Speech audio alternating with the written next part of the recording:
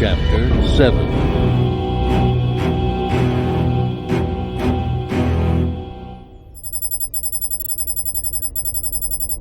For hours after Mudsloth lifted from Tyr, Luke sat at the pilot station studying the traffic leaving the planet behind them. The traveler's aid card helpfully informed him that there was no direct regular service between Tyr and distant Otzeri by any commercial spaceline. So Luke concentrated on the private vessels, monitoring and logging the ID profiles their transponders sent as they passed the inner flight control buoys. Star Hummer RN 80-140,330, Owner Jorb Kiz, Registry Vobos, Tamusin. Road to Ruin RN 27-382,992, Owner Fracka, Registry RN 3. Amanda's Tor 2 RN 18-950,319, Owner Unlimited Horizons Inc., Registry Kala. What are you looking for? Akana finally asked him. No one bothered us on Tyr. No one saw me in the Communal. I'm just being cautious, Luke said, keeping his eyes on the code reader. Just because no one confronted us doesn't mean no one was aware of us. Aware of us? What does that mean? Whoever those men on Lukaszek were working for, they wanted what you know as much as they wanted you. I don't know what they think they can do with you, but the Falinasi are the prize. I would never betray the Circle. And there is nothing anyone could do to compel me. Not even you. But you're taking me there, Luke said. And if they simply keep in touch with us, you'll take them there too. All they have to do is follow us and be patient. That's what I'm looking for, someone following. If any of these ships leaving Tyr now show up later, we'll have to do something about it. The Circle can protect itself. I'm sure the Jedi thought they were safe too, said Luke. But they were wrong. The Jedi faced a terrible enemy and the betrayal of one of their own, said Akana. There are enough enemies left, Luke said. All the assorted dictators and warlords in the Imperial sectors, including Admiral Dala, who isn't likely to have found a new hobby. Then there are the hundreds of thousands of inhabited systems in the borderlands, the corporate sector. And there is also the New Republic. Luke turned toward him. What? The New Republic stands now where the Empire stood before, as the single great power in the galaxy, said Akana. They have the most to lose if their power is successfully challenged. And their power is the greatest threat to those who choose to stand apart, who take a different view. You cannot think that the New Republic is hunting the Falinasi. Why not? She asked calmly. It was you who decided those men on Lukaszek were Imperial agents. How do you know they weren't from Coruscant? How do you know they weren't from your NRI? The suggestion was absurd, laughable, but it silenced Luke all the same. He looked back to the controls, trying to sort out his thoughts. For some reason, he couldn't now remember why it was he had been so sure the men at the Ultra were Imperial sleepers. And Akana's suggestion offered an explanation for something he had no explanation for. The Elaman were so principled that the prospect of one's working for an Imperial spy network was beyond imagining. But the NRI... Out of touch. RN 40-844,033. Owner Tokfog Pokrish. Registry Bothawi. They would have to have been tipped off by me, Luke said finally, then shook his head. But I only spoke to Leia and Han that night. And Leia didn't even give me a chance to tell her what little I knew. No one knew I was going away, or why. Akana touched his shoulder. Please don't think that I suspected you, she said. The men at Yaltra were not expecting you. And if the NRI really thought they could count on your assistance, they would have no need to shadow us.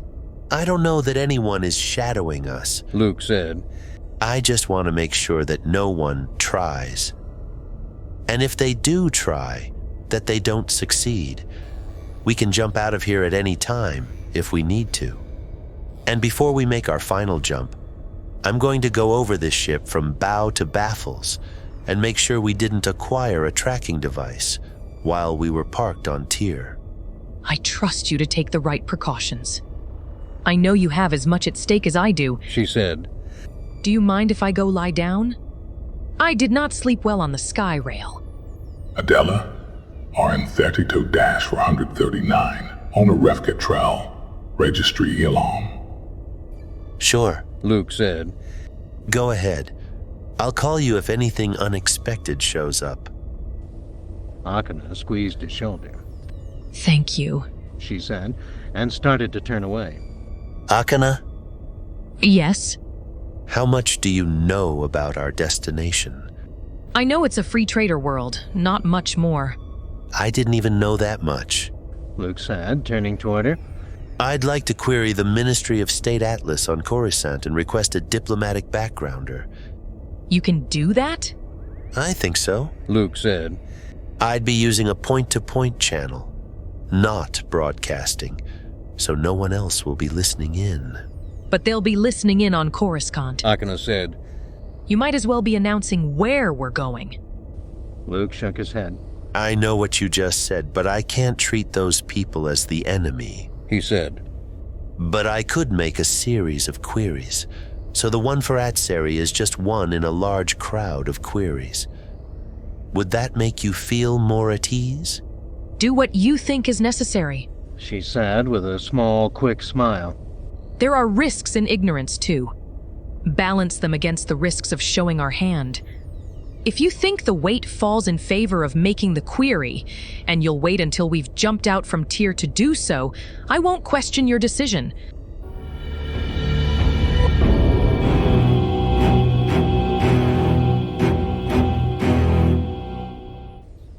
Shortly after the reorganization of the government, Nanaud Eng had given Luke keys to most of the real treasures of the New Republic, the central data libraries maintained by various branches of the General Ministry.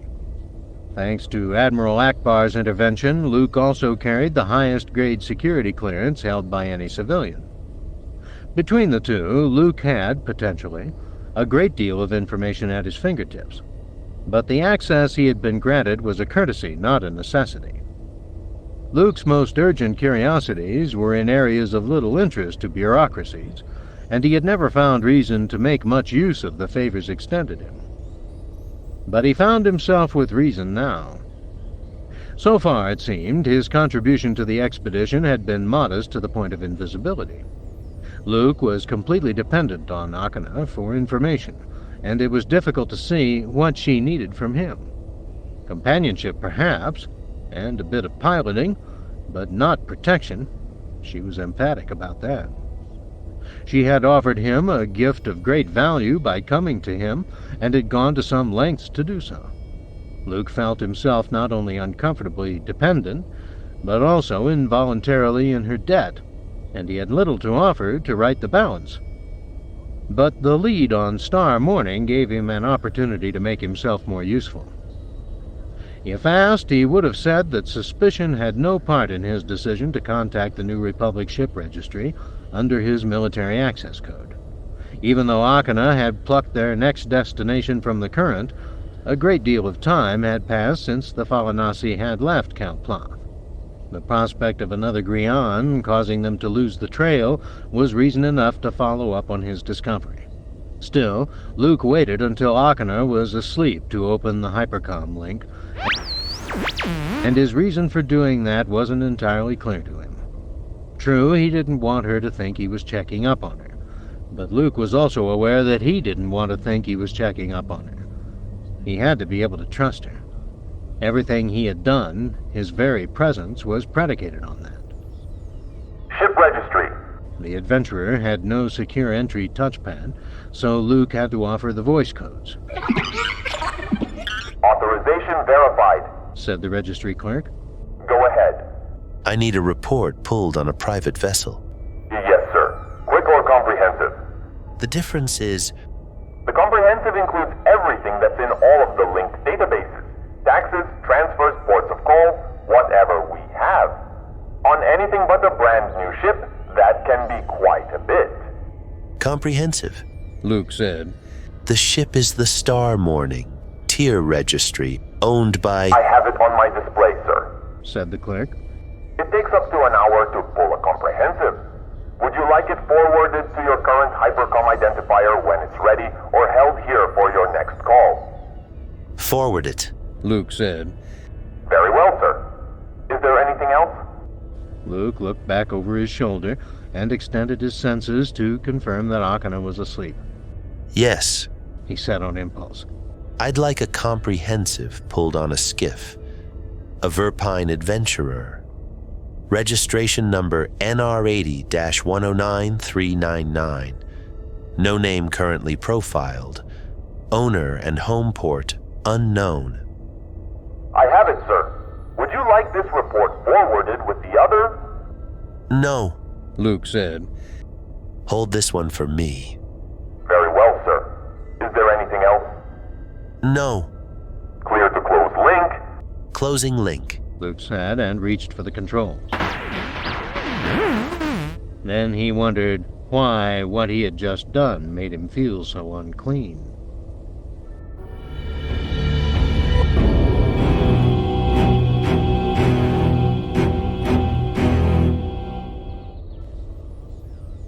Akana's nap lasted more than 3 hours, but the report from Ship Registry had not yet arrived when she stirred. She said nothing to him when she emerged from the sleeper, disappearing for several minutes behind the privacy screen of the refresher unit. When she emerged, she had foregone the more flowing, multi-layered garment she had worn on the planet for the simple, close-fitting, long-sleeved one-piece she had worn for much of the jump to Tyr. When she joined him at the flight controls, he caught the faint scent of the freshener cabinet on her clothing. So have we a shadow? None clumsy enough to give itself away yet, anyway. Luke said. There are 18 ships. Make that 19 now. In this outbound corridor.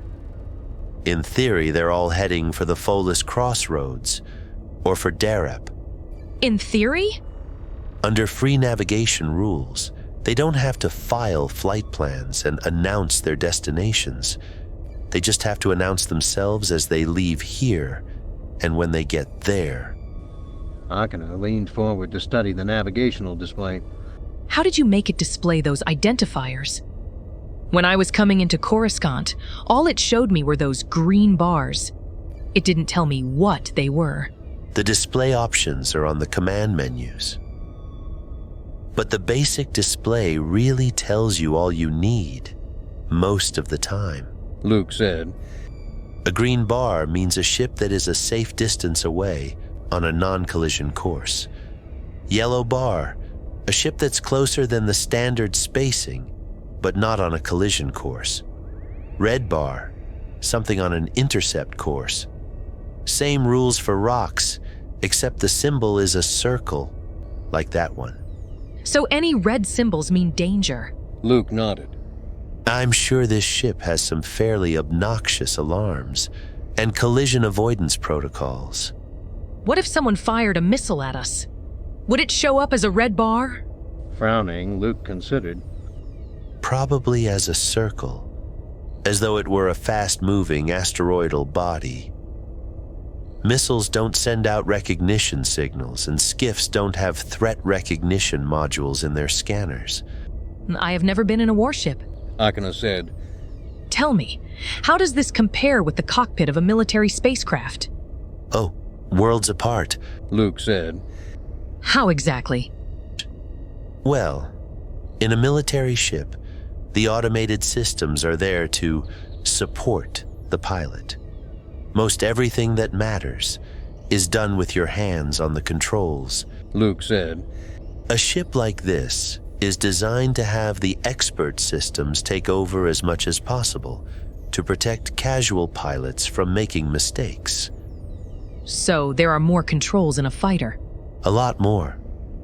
Heck, a combat flight stick has almost as many controls on it as there are on this entire panel. Luke said.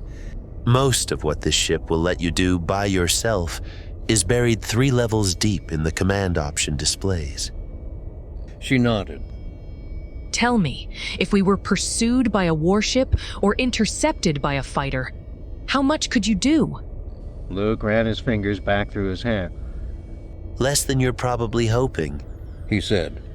It's not a test I'd look forward to.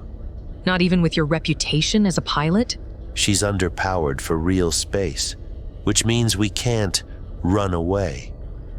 She doesn't have true vector thrusters, which means she's not very agile, despite her low mass. The nav shields would pop on the first hit, and the hull would breach on the second, unless the second hit was from an ion cannon. What would happen then? All the systems would sizzle, and we'd be dead in space. He showed a rueful smile. Piloting ability doesn't count for much then, and reputations count for even less. So our only hope would be to jump to hyperspace before we were hit. That's about the size of it. Just then, a sweet-toned signal sounded from the console, startling Akana. What is it? What is that sound? Nothing to worry about. Luke said as he leaned forward.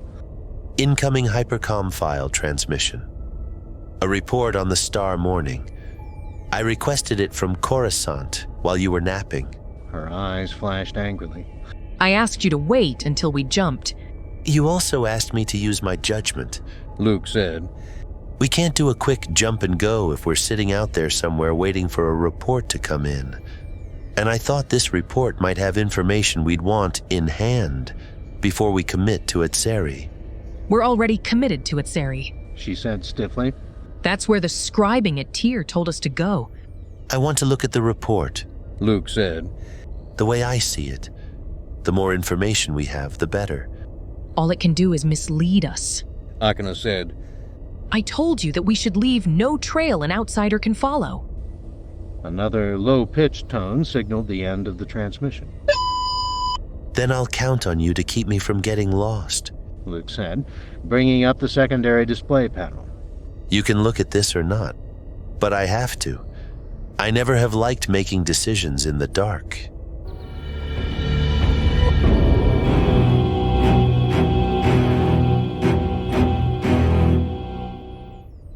Luke had anticipated 2 possible reasons for the delay in the report's arrival, and either a very thin or a very thick file, depending on which was to blame. It was a thick file, almost overwhelming with detail. Star Morning, a.k.a. Mandarin, a.k.a. Pilgrim, a.k.a. Conjure, had had a long history before passing into the hands of the Falanasi, and a busy history since. Built by the Cocos Design Syndic as a variation on an even older Republic Sinar design, it was classed as a short route liner despite the sleeper configuration of its 58-passenger main cabin. At 44 meters long and 28 meters across the spade-shaped twin-deck main hull, it was readily capable of planetary landings at even the smallest spaceports, and a good pilot might even try a dirt field touchdown and get away with it. The hyperdrive was a rather ordinary Block 1 with dual fusion generators, but the ion engines, a pair of Sorosub Viper 40s, would have been adequate for a ship with a keel mass half again greater. With legs like that, she could give the Falcon a run for her money, he thought. More interesting than the specifications, though, was confirmation that Star Morning was still the property of Kalploth Corporation of Tyr, and had been so continuously for the past 15 years. The port call list for that period ran to more than 200 entries, with no single port appearing more than 3 times, and most entries unique. You've tramped around, Luke mused as he skimmed the list.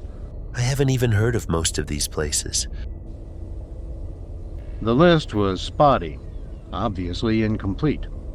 There were many stretches of a month or longer, well more than the ship's rated standalone endurance, with no port calls listed. But a footnote explained that early records from some Alliance worlds were unavailable. Records from worlds heavily involved in the war were incomplete or had been destroyed, and some recently acquired records hadn't yet been processed. The absence of data should not in and of itself be considered indicative of prescribed travel or illegal activities, read the disclaimer at the top of the port call list. That didn't stop Luke from wondering and speculating. The longest gap, a few days short of a year, started just 3 months after the name Mandarin had been burned off the hull. The gap began weeks before the Battle of Endor and continued through the worst of the fighting of the last year of the war against the Empire. According to the record in front of Luke, Star Morning had left Motex fully loaded, heading for Gaudal under a charter license. The liner wasn't seen again until she turned up, cabin and cargo holds empty, at Arat Fraka, some 300 days later. All things considered, that was a good time for an unarmed liner to lie up in port or another safe haven. But where had she gone? Motex and Arat Fraka lay nearly 2 sectors apart, separated not only by thousands of light years, but also by the unnavigable Black Nebula in Parfadi, with its twin supermassive neutron stars. And what had happened to the passengers from Motex? There was no record that Star Morning had ever berthed at Gaudal. Another port conspicuous by its absence was Atzeri. Star Morning's first destination after Tyr had been Derep. In the weeks that followed, it wandered erratically toward the Rim, stopping at colony worlds named 23 Mare, Yiska, New Palokia, Fuis, and Babadad, before turning back toward the heart of the galaxy and, in time, its appointment at Motex. As best Luke could determine with the adventurer's Navicom, the closest Star Morning had come to Atzeri was en route to Fuis, but without enough unaccounted time for it to have made a 150 light-years side trip. Luke felt himself girding for an argument with Akana. The Falinasi didn't go straight to Atzeri from Tyr, so why is it so important that we do? Did they know when they left that they would end up there? Why didn't the pointer point to Derep? I wish I knew exactly what the message at the Communal said. But it was the third discovery Luke sifted from the report that seemed the most urgent. That was the one that prompted him to leave his couch and go back to the service access compartment, where Akana was putting on a good show of being otherwise occupied. Akana's vehicle for that was what Luke thought of as her stretching exercises, and what she called active meditation. At that particular moment she was sitting with eyes closed and without evident stress, with her ankles crossed behind her neck. A light touch of the tips of her forefingers on the deck pad maintained her upright balance. Found something, he said quietly, and waited for her to acknowledge him. When that acknowledgement was slow in coming, he added, Akana? Drawing a deep breath, she let her body roll forward and unfold, then sat back up in a more conventional position. Her eyes opened slowly, and her gaze was steady. What did you find? Star Morning, Luke said. For most of the last few months, she's been way over in Farana, on the far side of the corporate sector. But she put in at Volvark only 12 hours ago. Why do you think that is so important? Volvark is just 34 light-years away, Luke said. We could be there in half the time it would take us to get to Atzeri. Less than half. The ship is not important, Akana said. Our path leads to Atzeri. That path's overgrown with 15 years of bramble, Luke said. Look at what's happened so far. The chances are that all we'll find on Atzeri is another message telling us to go somewhere else, to Derep, or Babadad, or Arat Fraka. Star Morning's been all over the galactic map. The ship is not important, Akana repeated. It's a tool, just property. We were told to go to Atzeri. Anything or anyone waiting for us on Atzeri has been waiting 15 years and can wait a few more days. Luke said, growing frustrated with her stubbornness. But this lead is only 12 hours old. If we jump right now, we should be able to reach Volvark before Star Morning lifts again. She shook her head. We won't find the circle there. Luke's tone betrayed his impatience. The same pilot's been listed for the ship since Kel Plath took it over. She has to be one of you, or at least in the know. Akana, we could spend months following the Circle's movements over the last 15 years. But Star Morning could send us, maybe even take us, right to where the Falanassi are today. I thought that was what you wanted. I'll follow the way that was left for me. Akana said. It's what I know. It's what I was promised. The way home will be marked. Luke turned his face away, one hand clenched in a fist at his side, then retreated to the forward compartment. When he had shed the anger, he returned. She had already resumed her meditation. Will you at least talk to them before we jump out of here? Luke asked. I have Star Morning's Hypercom receiver address. I can set up a secure link for you. You can have all the privacy you want to exchange whatever recognition signs you need to with the crew. Maybe they can save us at least one wasted trip. No. Akana said without looking up. They cannot. Why not? She paused and turned her face to him. Even if the crew of the ship is of the Circle, they will never reveal themselves to a stranger such a distance away. As I will not reveal myself to anyone I cannot feel in the current. The outward signs and spoken words are only ritual. The recognition lies in sensing another adept beside you. I am sorry. Her refusal left Luke wordless with frustration, and she saw it in his eyes. You should understand, she said. It's the same with you and those like you. The only recognition that matters is what you feel here. She tapped between her breasts with 3 fingers of her left hand. That is the truth that can never deceive. The dispute hung in the air between them as unspoken suspicion and resentment. Akana did not try to forbid Luke to contact Star Morning on his own, but she hovered close enough to the flight stations to make it impossible for Luke to do so without her knowledge. It was absolutely clear that she meant to prevent any more surprises like the one that had greeted her after her nap. For his part, though he had said nothing of it, Luke had already concluded that hailing the other ship without Akana's cooperation could only be counterproductive, and since he had reluctantly accepted her decision and resigned himself to taking Mudsloth to Atzeri, he resented her vigilant scrutiny.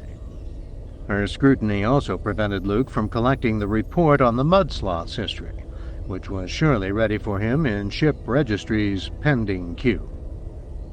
His discoveries in the Star Morning report and Akana's stubbornness over Atzeri made him more curious than ever to see it, but that curiosity was being thwarted, leaving him doubly resentful and harboring some suspicions of his own.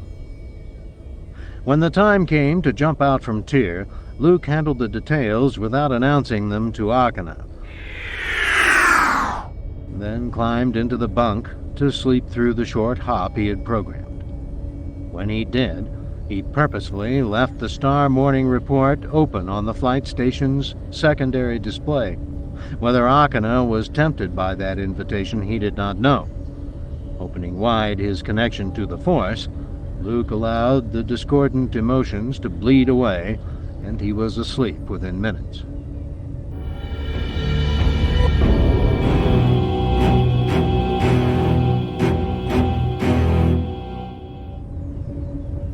Three hours out from Tyr, the Verpine adventurer dropped out of hyperspace as programmed.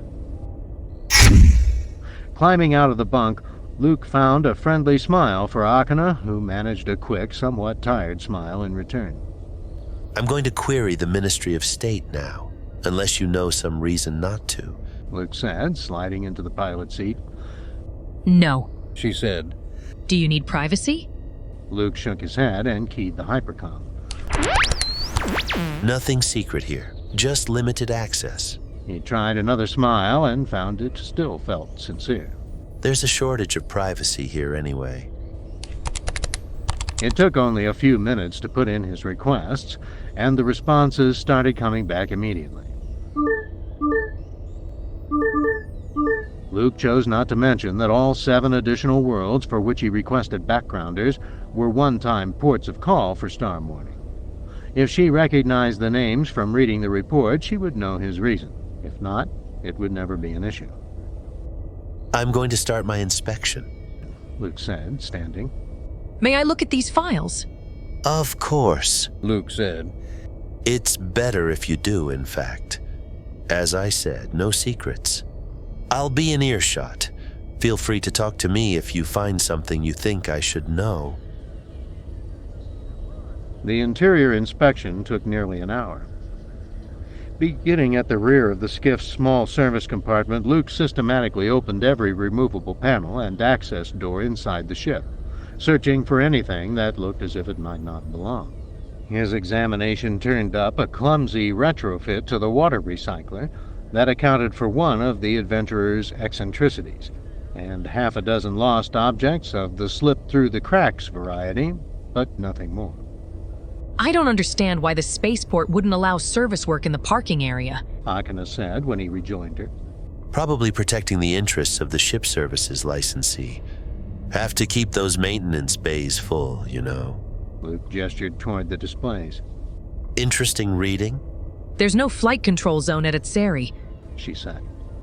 We can jump right into orbit if we like and pick our own landing site. All the spaceports are independent. There's not much government of any kind there, it seems. I've been on free trader worlds before, Luke said. Free traders are the closet anarchists of the galaxy. If they could figure out how to do without any government at all, and not risk losing their finer things to bandits, they wouldn't hesitate. Even as it is, they tend to tolerate a lot of fighting over the scraps. You don't want to be poor or slow on a free trader world. Luke missed the look that crossed her face, but he felt the shiver of revulsion. Karados was a lot like that, after the Imperial garrison left, she said. I should feel right at home. But would the Falinasi? What do you mean? It just doesn't strike me as any more your people sort of place than Tyr was, said Luke. Did you find anything in the backgrounder to suggest why they would go there, much less stay there? They're your people too, she said with a sad little smile. I don't have an answer to your question. Perhaps being what it is made it a better place to disappear. I suppose that could be an answer. Let's not guess, she said. Is the ship clean? I couldn't find anything. Then let's go. Let's go directly to Atseri. I'm not saying there aren't people who could hide things I couldn't find, Luke warned. I know that. Well, let's see if a direct route is available from here, Luke said, turning to the astrogator. I'd been planning to line it up with the next one. They jumped out 20 minutes later, with the report on the Mudsloth still waiting for him on Coruscant.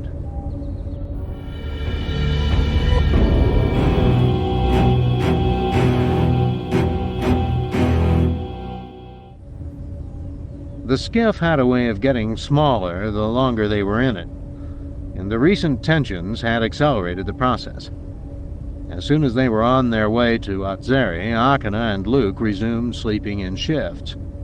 It worked largely because the active noise-canceling system in the bunk was effective enough that the curtain divided the ship into 2 worlds, dark and light, awake and asleep. For most of a day's cycle, no matter which side of the curtain they were on, both Luke and Akana could enjoy the illusion of being alone on the ship. They allowed just enough time between shifts, with both awake, to avoid military-style hot bunking, though Luke could usually catch Akana's gentle scent on the pillow even after he turned it. The jump to Atzeri was a long one. The travelers did not have much to say to each other at the first turn. She was impatient for bed and he to read the diplomatic files. It was little different at the second turn, when the conversation was polite and perfunctory. By the third, they were both just lonely enough again to welcome some company and to linger together in idle talk. And by the fourth, Luke ventured to broach a subject that had kept touching his thoughts in the time he spent alone. Akana, if telling me what the scribing says violates your oath, why do you do it? Because I consider you one of us. She said, her expression carrying a hint of surprise. You are untrained. You are not an adept. But you are Falinasi. Why? Because my mother is? That, and because of the potential within you, given proof by your skill with the Force. Luke returned to the pilot's couch and curled up sideways in it. How do people become part of the circle? Curiosity is not sufficient, which I hazard you know. Some are born to it. Some come to it. Is it any different in your discipline? Born with the gift, do you mean? Or born to someone who already belongs to a trained adept? Is the gift not in the blood? Sometimes it seems that way. Sometimes it seems as if the talent goes wild, almost as if the Force chooses its own. Luke said, turning on his back and propping one foot on the control panel. Why, what do you mean? Look at the way the Jedi are coming back, said Luke. The Empire hunted us so relentlessly that most everyone who escaped thought they were the only Jedi left. But it isn't just that a few solitaries who were hiding have resurfaced. I've found students with no family history whatsoever, in species that were never represented before in the Order.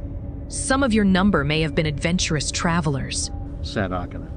On Karados, I heard many jokes about how the Emperor spent his evenings. If a Jedi sleeps alone, surely it must be by choice, as it is with you. Are you saying that you expected me to warm a bed with you? Luke said. I didn't think that was our bargain. No, she said. I never expected that. Then what are you saying? That Luke Skywalker could have 100 children by now. 1,000. That's crazy. No, that's the simple truth. There are different rules for heroes and royalty, and you're seen as a little of both. You can't be unaware of that. Luke frowned and looked away. I don't know how to be a father to one child, much less 1,000. You wouldn't need to know, she said. Their mothers wouldn't expect it. They would be grateful enough for the gift. I would expect it of me, he said, and firmly steered the conversation back on course. We were talking about my being an honorary member of the Circle. Not honorary. She corrected. Novice. Novice, then? But there's an exception in your oath for people like me? Every adept has the right to judge and the duty to teach, she said. I've made my judgment. And the rest? Luke asked. We've had many hours together. Why haven't you started to teach me? But I have, she said. I've asked you to think about what you know and believe. To go beyond that, the novice must ask for the door to be opened. But you aren't ready to think of yourself as a student again. Not yet.